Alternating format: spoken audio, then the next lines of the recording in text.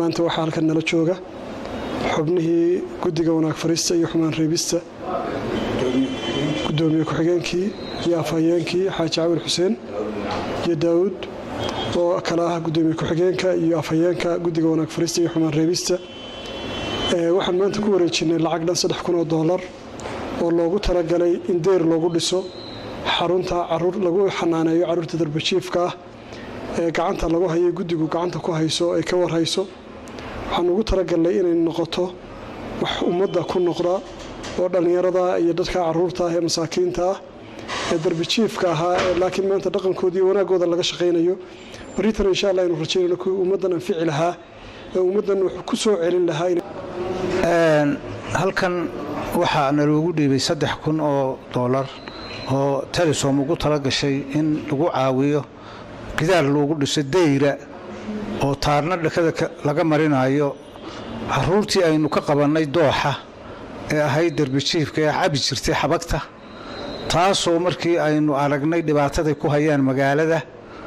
loo adkeysan waayay sidaa darteedna aanu ka codsanay shirkadda Telesom inay maaragtay gacan ka geysato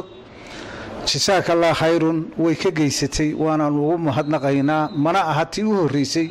sidaynu ku naqaano shirkadda tii u horeysay ma hal lacagtan way bixiyaan in badan dalka siday wax uga taraan waynu garanaynaa meel kasta oo maaragtay baahi ka dhacdo meel kasta oo laga sameeynayo horumarka maaragtay dalka siday wax uga qabtaan deed waynu naqaanaa Telesom waa caan ummadda yacna wixii ay ka qaaday way ku celisabeynu leenahay wixii ay ka qaaday ka shaqeeyeen dubay in ilaahayna hawsiyaad baynu leenahay wax qabadkeeda kulli shirkado badan oo kale wax qabtay dad badan wax qabtana waa jiraan inta maaragtay aan ku dayanina waxaynu iyagana ka codsan lahay inay ku daydaan haday shakhsi tahay haday shirkad tahayba wixii wax qabada wadanka ay ka qayb qaataan waayo wax qabadka iyo maaragtay wadanka in wax lagu celiyo horumarka ayay keentaa marka taas xaajiga dhameeyay faahfaahinteeda waxaan in yar maaragtay ku dari lahaa hawshani waa hawl qaran kulli hawl sahlan ma aha anagu makaan u taaganahay dadkan iyo caruurtan halkan oo qura xitaa waxaan umada u sheegi lahayn inaan ku ekayn meeshan qura hayare maxamed mooge waayo dadkani way fara badan yihiin in badan oo bulshadeena oo yar yar oo ubadkiina way galaafanayaan haddaan laga hortagin